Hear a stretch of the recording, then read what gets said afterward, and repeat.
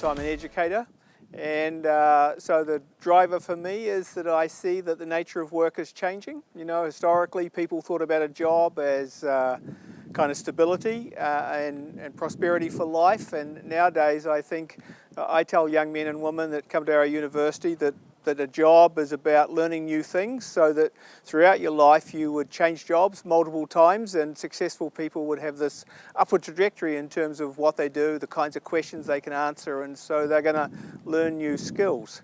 And so what this means is that how we bundle ideas, technologies and everything is changing.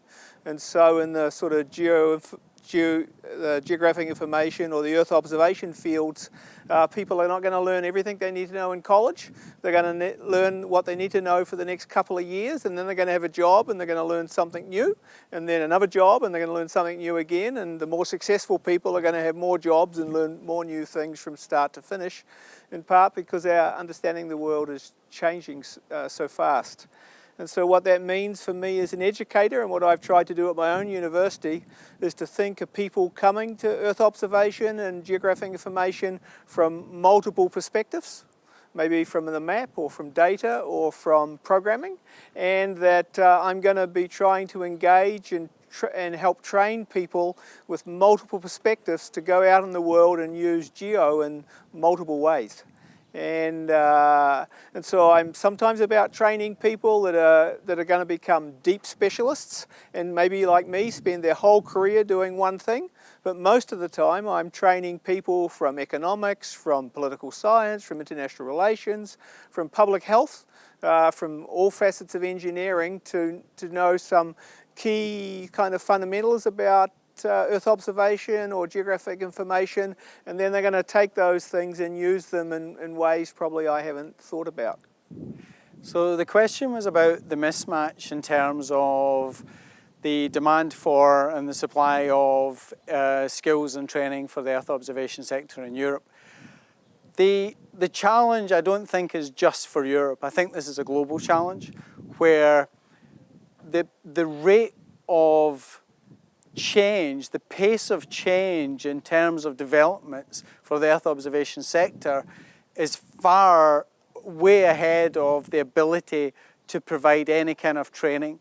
There are so many things that are happening, whether it's around drones or UAVs, unmanned aerial vehicles, whether it's about in situ or space-based observations. The technology is moving so fast that the minute you start to provide training and education around these areas, it's almost defunct by the time you've started. So that's a big challenge, is how do you look ahead and try to forecast what's going to be the next big thing and provide awareness now? I think one of the key challenges is that technology is changing constantly. So it's difficult to keep up with technology.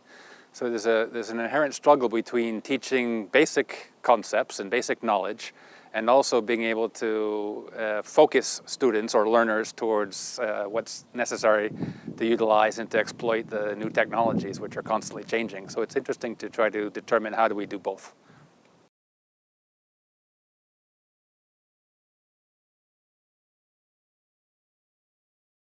So the advice I give myself is probably good advice for the consortium, and that is to continually look forward and not look backwards.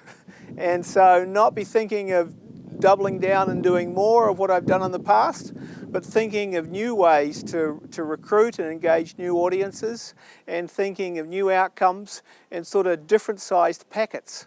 And so if I'm gonna spend 45 hours with somebody, what can I teach them about geo that they might take with them and then develop in other places in different ways, and perhaps ways I've never imagined.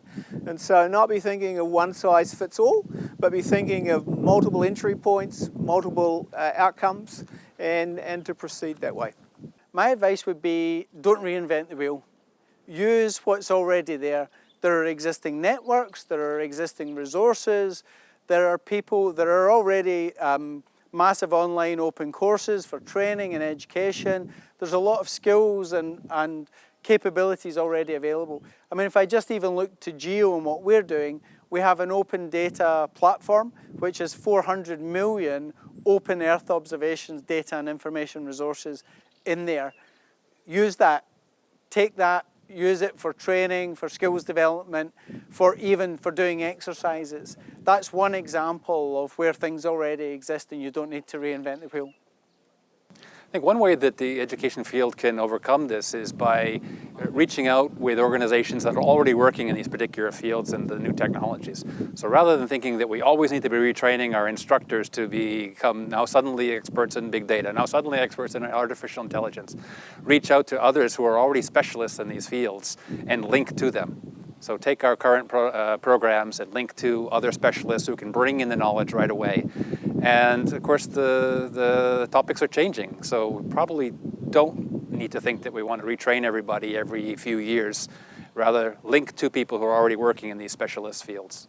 To take a look on the needs of the verticals and the final users, and to make accessible to them the data and the tools to explore with that, without the need of being an expert developing algorithms or experts knowing exactly which kind of data and which is the metadata.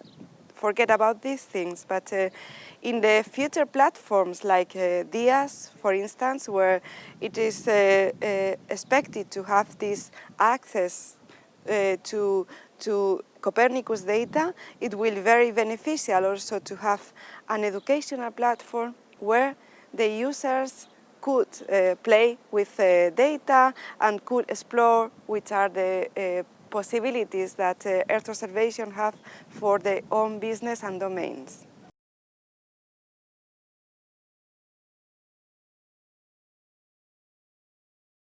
The biggest obstacle would be to translate the user requirements into a products, services, etc. You know, sometimes users doesn't know the limitations of the technology and what they can have, you know, with our services. A possible solution would be to focus more on the user engagement and make them know the benefits of the technology and the services we provide.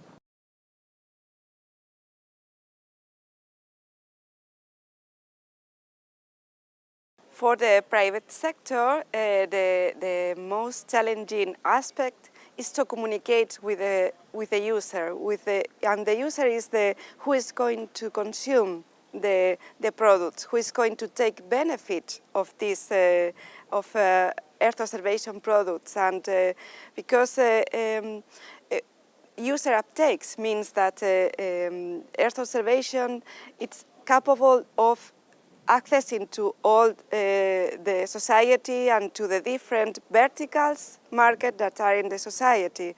So currently there is a gap between the industry or the academy that it is able to understand Earth observation or to develop applications and the final consumer of that. So in this sense, it is necessary that the final user drives the needs for Earth observation. So in my opinion, it will be very beneficial that there is an effort to get Earth observation closer to the user and to introduce the training and education in all the society levels, starting by the universities, so that students has in the basic knowledge and the basic technological knowledge what does Earth observation mean, so that they can in the future to develop the different solutions, considering that there is an Earth observation capability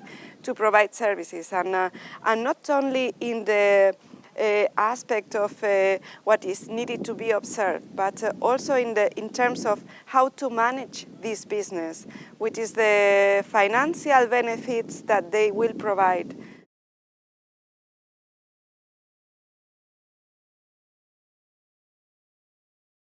Well, if I think in my working place, if I had just to choose one major thing that's not allowed to a full uptake of geographic information, I think it would be the lack of skills in geoinformatics. I think that, there's, as I said, a lack of knowledge on how to, from storing data, indexing the data, being able to access the data, how to process it, how to analyze it. So I know in my working environment there's a huge demand for this kind of training.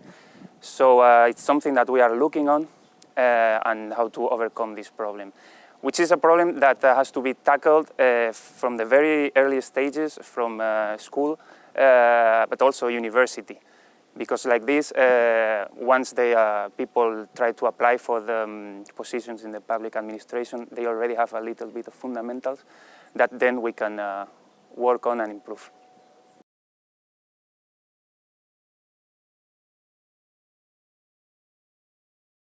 Well, as I said before, we need on-site training for our employees, but it is also, under my point of view, it's really important to increase awareness of these kind of technologies, not just informatics, but the geo part of the geoinformatics, which is to basically to be able to do all this data handling, data processing in a good way.